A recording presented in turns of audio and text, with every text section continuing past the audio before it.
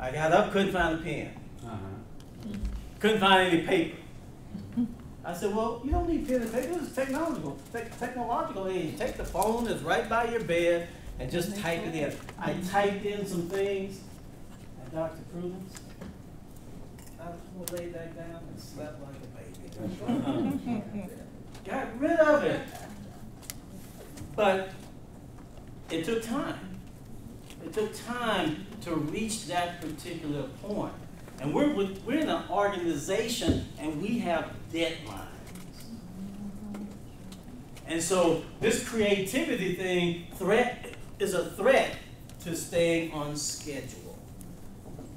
So we have to figure out how do we manage that time element to allow for this process to occur.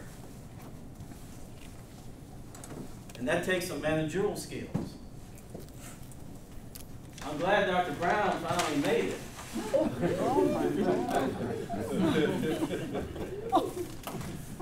I don't know why he was late, because I left his office on my way over here. But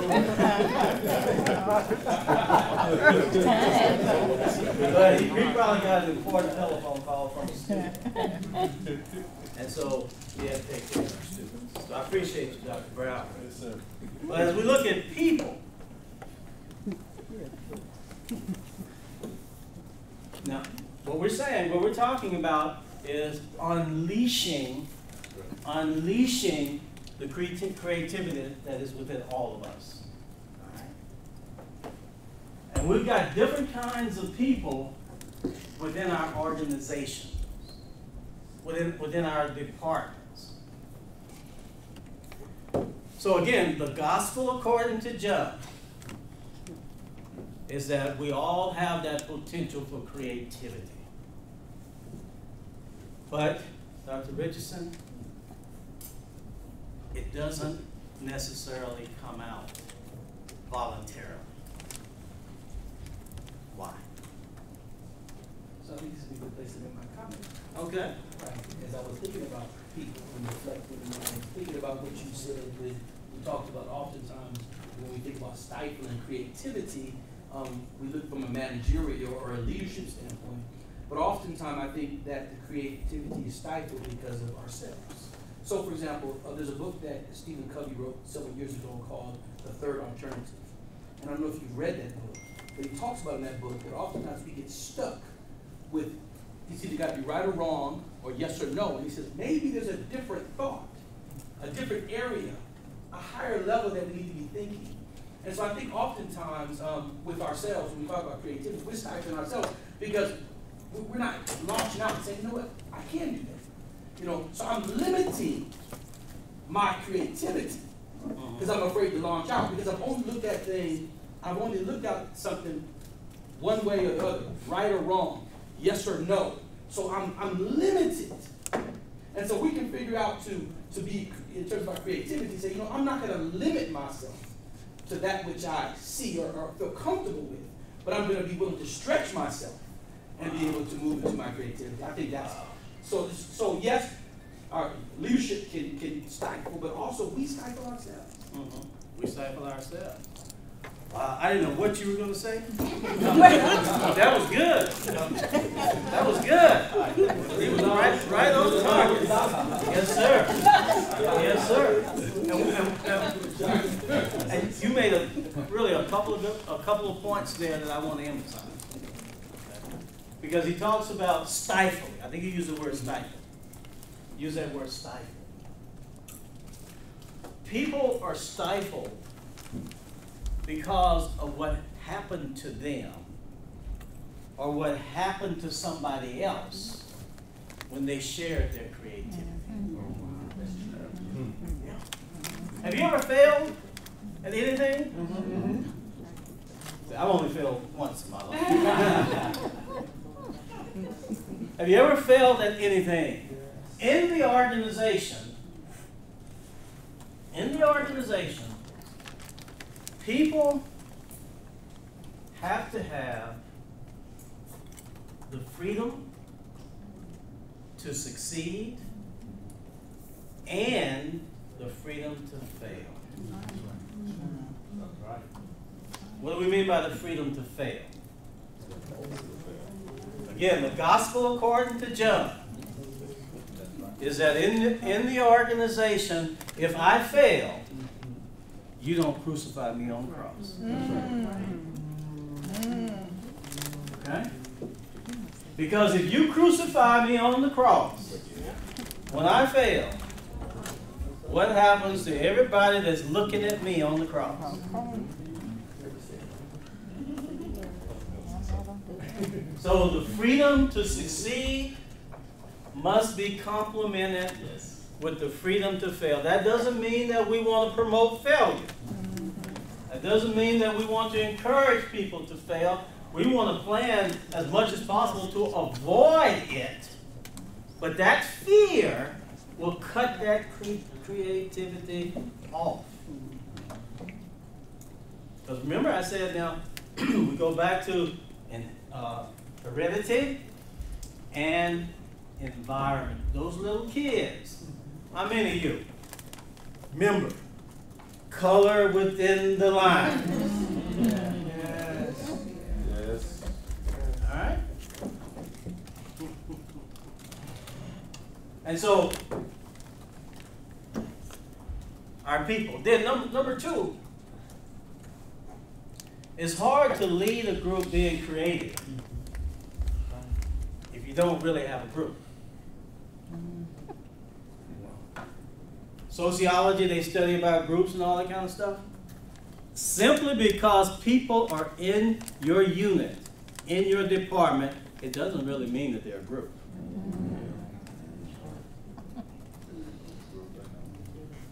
Now, I like something that Dr. Brown has been doing. And I pick on Dr. Brown because I work in the same building that he works in. But Dr. Brown is very intentional in his leadership with team building. Sometimes he gets on my nerves with him. All right. But he's very intentional about team building. So much to the fact that when he started out as chair of the business department, he really didn't want to do anything until he spent time building the team. And I'm not as patient as that. I'm sort of task-oriented. But if you've ever worked with Dr. Brown in a committee or something, he's always talking about, let's pass out some water. Let's pass out some juice. Let's pass out some peanuts. He's team building. He's team building. He's showing concern for people. And then he's talking about, all right, let's make sure that everybody has an opportunity to participate. Let's make sure that everybody has an opportunity to engage. Let's make sure that we treat everybody fairly. It's team building. Because you can't launch and you can't lead if there's nobody there to follow. Now I know in other units there's team building going on, but I'm just picking on Dr. Brown because I'm in that building. And I see and I observe what's going on. And so you've got to build up the people. You've got to build up the people that are working with you. And again, I stress they're working with you. They're not working for you. They're working with you. And if not, then people are not willing to unleash that. And again, it can be a fearful thing. It can be a fearful thing. How much time do I have? 15 minutes. All right. And then reinforcement.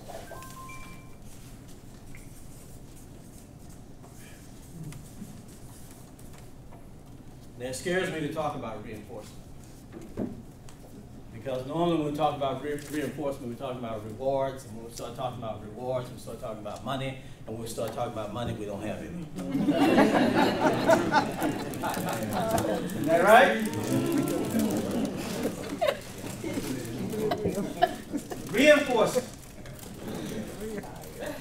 We're talking about what we can do to increase the likelihood that that behavior will be repeated.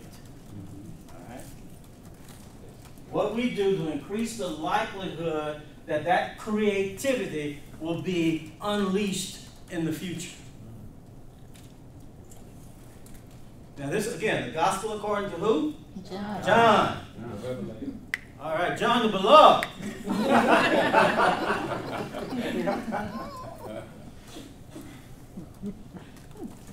Motivation is one of my popular topics. All right. And when I talk about motivation, I ask a question. Can one person motivate another? That's a loaded question. Don't be too quick to answer. Can one person motivate another? That's a deep question. That really is. That's a deep question. But we don't have time to go in that today. So let's just talk about rewards. When we talk about rewards, we normally divide it into two categories: extrinsic and intrinsic rewards. Okay? So we know what the extrinsic rewards, the money, the promotion,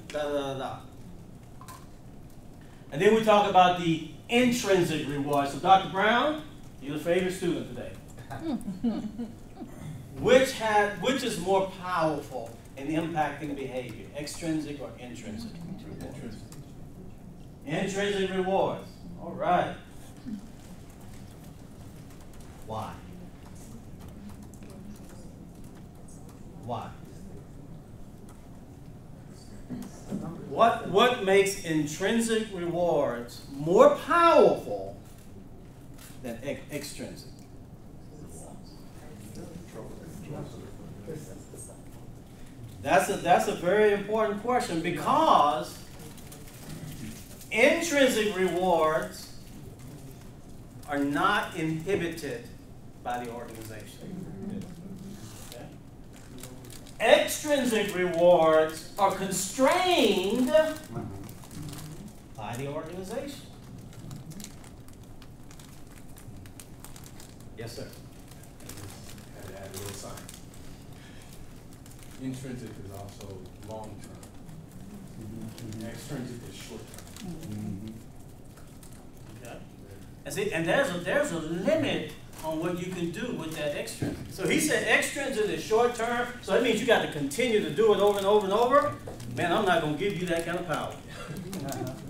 All right. Yes, ma'am. But what if the person is not motivated by that kind of reward? Okay. All right. That's a deep question. Because what you're saying is that we got different people in our organization, and they respond to different things. They respond to different things. And in order to have a creative, positive group moving forward, you've got to have people that eventually will see the same vision. Eventually they'll have the same vision. And so over time, you've got to mold that group. You have to mold that group. And that'll take some time.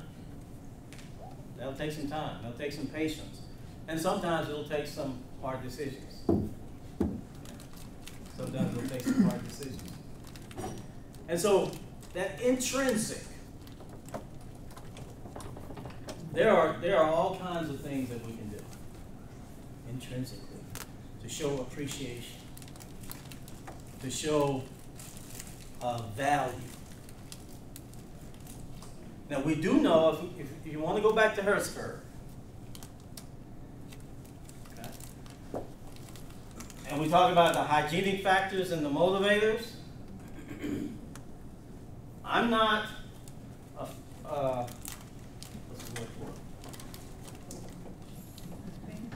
I'm not a novice, okay? I do know that you got to have some money on the table. Okay?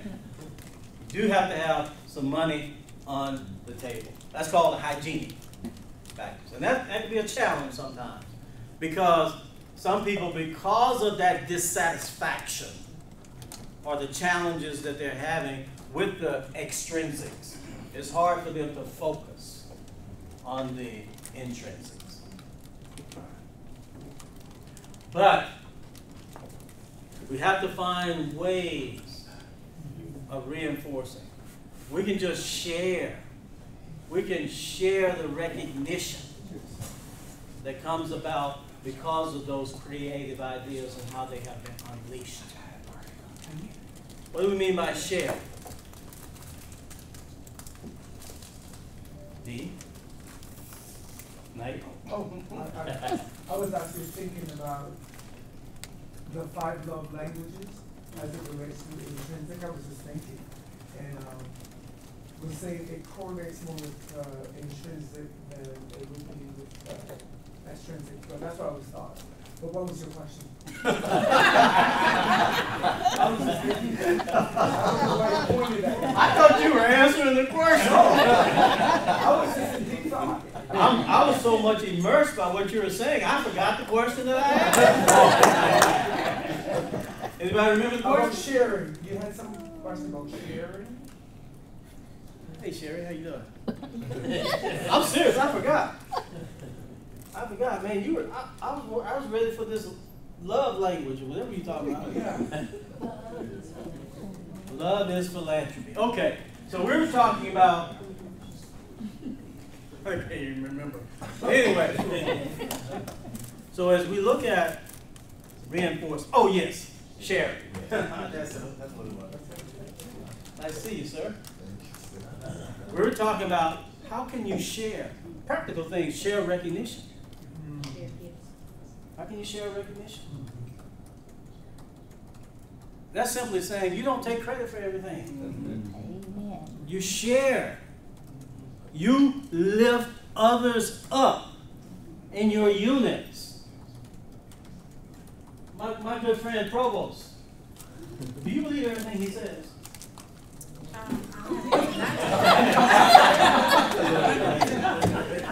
That man is so positive. He is so affirming that I have trouble trusting all of that.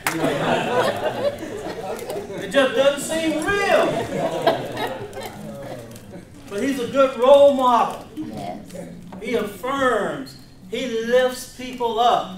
Oh, he can send some of the nicest texts. Affirming text. You know, when I get those texts, I say, what is this? That's because, you know, all of that affirming and all of that positive stuff, he still loads me on with duties and responsibilities. But it makes it, you know, it makes it more palatable. Yes. Makes it more palatable. So when we're talking about reinforcement, sharing the credit, sharing the successes, because that reinforces not only those who actually engaged in that creative decision-making process, but for those who are looking on. That influences their willingness to participate, especially if you are consistent over time. If you're consistent over time. If you're phony and you do it once or twice, people see through that. But if you're consistent over time, then people would not only appreciate it, but then they will respond to it. And in summary, Insurance or other benefits. wow. Wow. In summary, insurance and other benefits.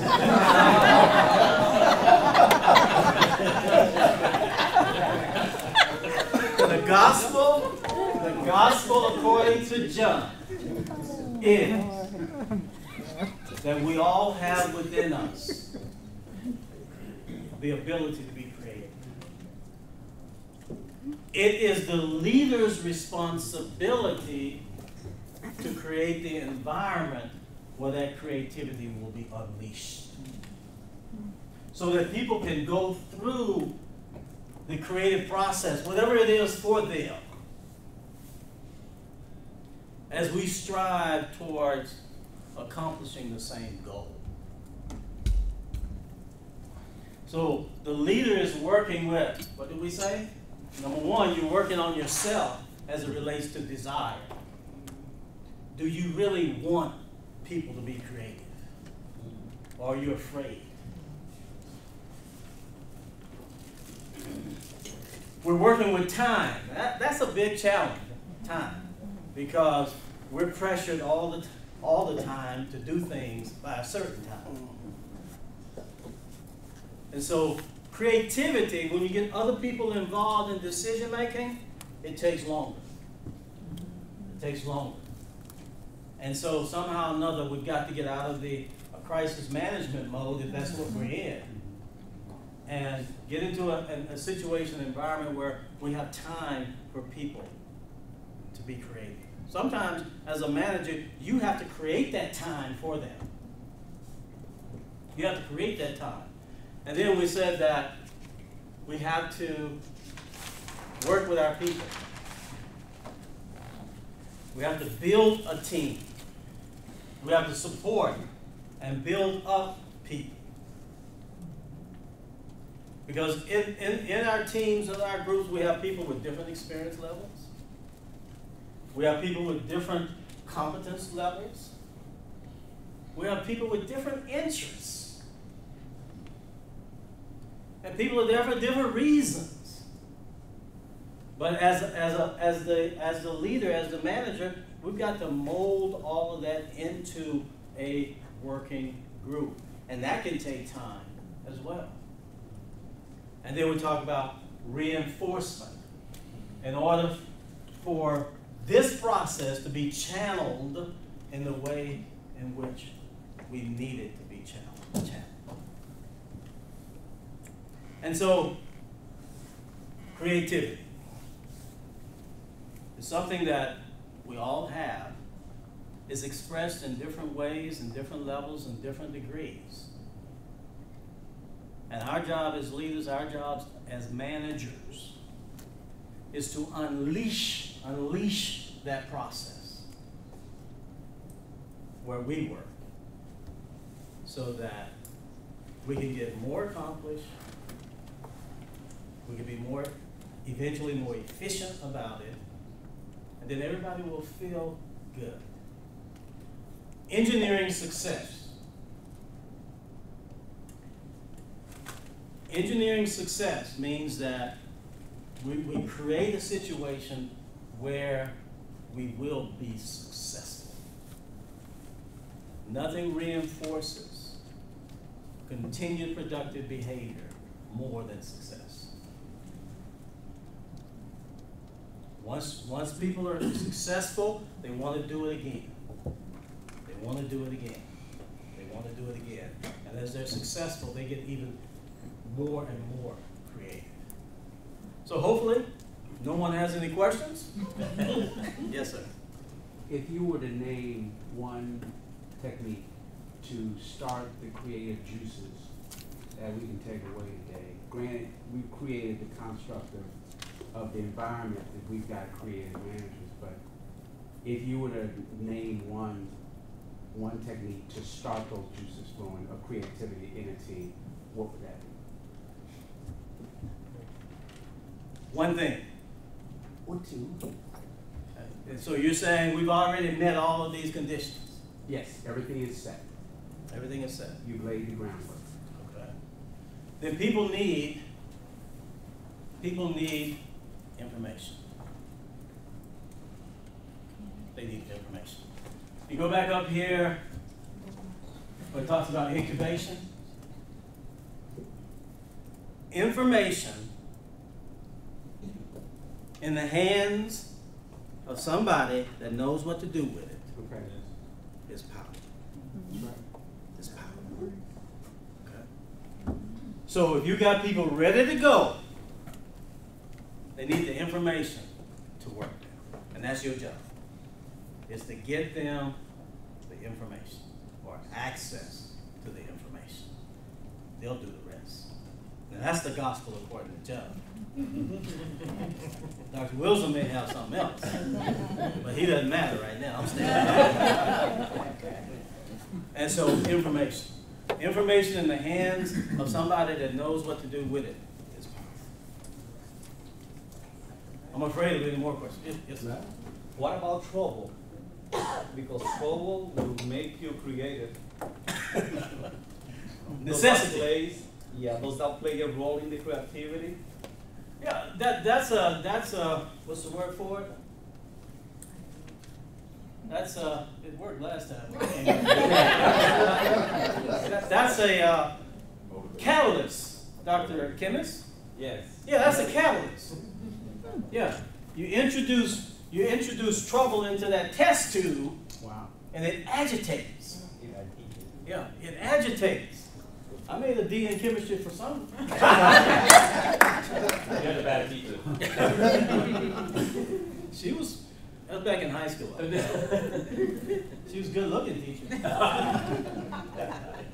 But that's not what you're supposed to say today. Did you hear Trump? You're not supposed to. Yeah, that was back in the 60s, so that was a different era. Yeah, trouble can be a catalyst. Mother is the invention. Necessity is the invention. Something. Yeah. Yeah. Necessity is the mother of invention. And so, yeah, that catalyst, it'll get those juices flowing. It'll be that motivator. I think I better quit before I get in trouble. So, but thank you all. We appreciate your attention. And there were some other slides here defining these. Do you make these available? We make a presentation, a live presentation available in the process. Okay. All right. So, I don't know if she answered my question or not. We'll define each of these and give you some more information about them. But I think you basically know all of those particular things. Again, the model only shows the process.